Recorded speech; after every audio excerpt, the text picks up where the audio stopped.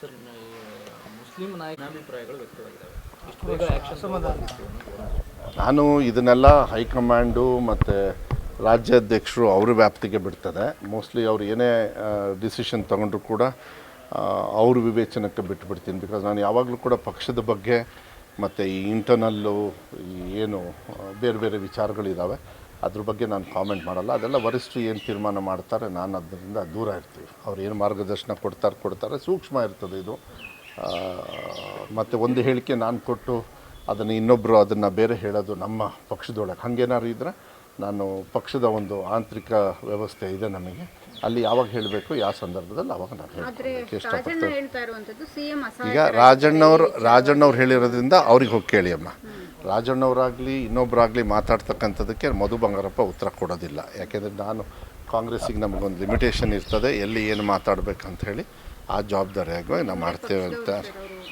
ನಾನೇನು ಅವರು ಬೇರೆ ಪಕ್ಷದವರು ಅಂತ ಹೇಳಿಲ್ಲ. ರಾಜಣ್ಣವ್ರು ಹೇಳಿದ್ದಕ್ಕೆ ನಾನು ಹೇಳ್ತಾ ಇರೋದು. ಅವ್ರ ಹೇಳಿಕೆ ವೈಯಕ್ತಿಕವಾಗಿರೋದ್ರಿಂದ ಅವರು ಉತ್ತರ ಕೊಡ್ಕೋತಾರೆ ಅವ್ರು ಕೇಳಿದಾಗ.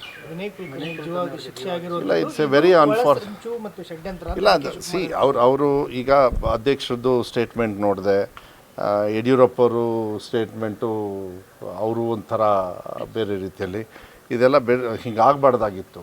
ಈಗ ನ್ಯಾಯಾಲಯಗಳು ಈ ಥರ ತೀರ್ಮಾನ ಮಾಡಿದಾಗ ಒಂದು ಕಡೆಗೆ ತಲೆ ಬಾಗಬೇಕಾಗ್ತದೆ, ಹೋರಾಟ ಮಾಡ್ತಕ್ಕಂಥ ಅವಕಾಶ ಸಿಕ್ಕಾಗ. ಯಾಕೆಂದರೆ ಇದು ಭಾಳ ಸೂಕ್ಷ್ಮ ಇರ್ತದೆ. ಸುಮಾರಷ್ಟು ಕುಟುಂಬದ ಬಗ್ಗೆ ಎಲ್ಲ ಇರೋದ್ರಿಂದ ನಾನು ಅದ್ರ ಬಗ್ಗೆ ಹೇಳೋದಕ್ಕಲ್ಲ. It's very unfortunate situation.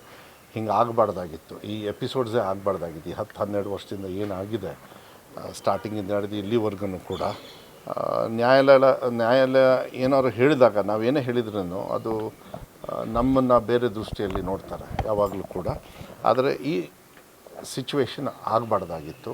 ಹುಷಾರಾಗಿರ್ಬೇಕಾಗ್ತದೆ ಎಲ್ಲರೂ ಕೂಡ ಯಾವುದೇ ಸಂದರ್ಭದಲ್ಲಿ ಅಂಥೇಳಿ ನಾನು ಅನ್ಸೋಕ್ಕೆ. ಹಂಗಂದ ತಕ್ಷಣ ಪರ ವಿರೋಧ ನಾನು ಮಾತಾಡೋದಕ್ಕೆ ಹೋಗೋದಿಲ್ಲ. It's A very unfortunate situation. ಬಿಜೆಪಿಯವರು ಸತ್ಯಮೇವ ಜಯತೆ ಅಂತ ಟ್ವೀಟ್ ಮಾಡಿದ್ದಾರೆ ಸರ್. ಎಷ್ಟು ಜನರನ್ನ ಅವರು ವಾಷಿಂಗ್ ಮಿಷಿನಿಗೆ ಹಾಕಿ ಕ್ಲೀನ್ ಮಾಡ್ಕೊಂಡಿರೋಂಥ ಓವರ್ನೈಟ್ ಕೊಡಬೇಕಾ?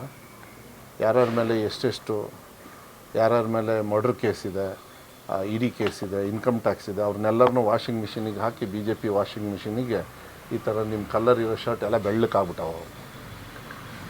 ಲಿಸ್ಟ್ ಕೊಡಲ ಅದನ್ನ. ಅದಕ್ಕೆ ಹೇಳಿದ್ದು BJPಯವ್ರಿಗೆ ಏನು ಗೊತ್ತಾ, ಭಾವನಾತ್ಮಕ ಇದೆಲ್ಲ. ಅವರೆಲ್ಲ ಡೆವಲಪ್ಮೆಂಟ್ ನೋಡ್ಕೊಂಡು ಮಾಡೋದಿಲ್ಲ. ಅವರೆಲ್ಲ ಗ್ಯಾರಂಟಿ ವಿರೋಧ ಮಾಡಿದವರು ಮತ್ತು ಈ ಗ್ಯಾರಂಟಿ ಪರವಾಗಿ ಇನ್ನೂ ಬೇಕಾದ್ರೆ ಕೊಡ್ರಿ ಅಂತ. ಯಾಕೆಂದರೆ ಅವ್ರ ಮನೇಲಿರೋ ಡ್ರೈವರು ಆಳುಗಳೆಲ್ಲ ಇದರಲ್ಲೇ ಜೀವನ ಮಾಡ್ತಾ ಇರೋದು, ಅವರು ಕೂಡ ಸಂಬಳದಲ್ಲಲ್ಲ. ಅದಕ್ಕೆ ಮಾತಾಡೋಕ್ಕೆ ನನಗೂ ಬರ್ತದೆ, ಬೇಡ ಇದೆಲ್ಲ ನ್ಯಾಯಾಲಯ ಇಂಥದ್ದೆಲ್ಲ ಆದಾಗ ಸೊಸೈಟಿಯಲ್ಲಿ ಈ ಥರ ಆಗಬಾರ್ದು.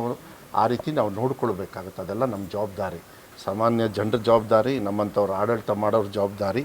ಕಾನೂನು ಕೂಡ ಒಂದು ಕಡೆಗೆ ಹುಷಾರಾಗಿರಬೇಕಾಗುತ್ತೆ. ಮಾಧ್ಯಮ ನಿಮ್ಮಂಥವ್ರ ಮೂಲಕನೂ ಕೂಡ ಒಳ್ಳೆ ಮಾಹಿತಿ ಸಂದೇಶ ಹೋಗಲಿ, ಇಂಥ ಸಿಚುವೇಶನ್ಸ್ ಆಗಬಾರ್ದು ಅಂತೇಳಿ ಅಷ್ಟು ಕೇಳ್ಕೊಳ್ಳಿಕ್ಕೆ ಇಷ್ಟಪಡ್ತೀನಿ.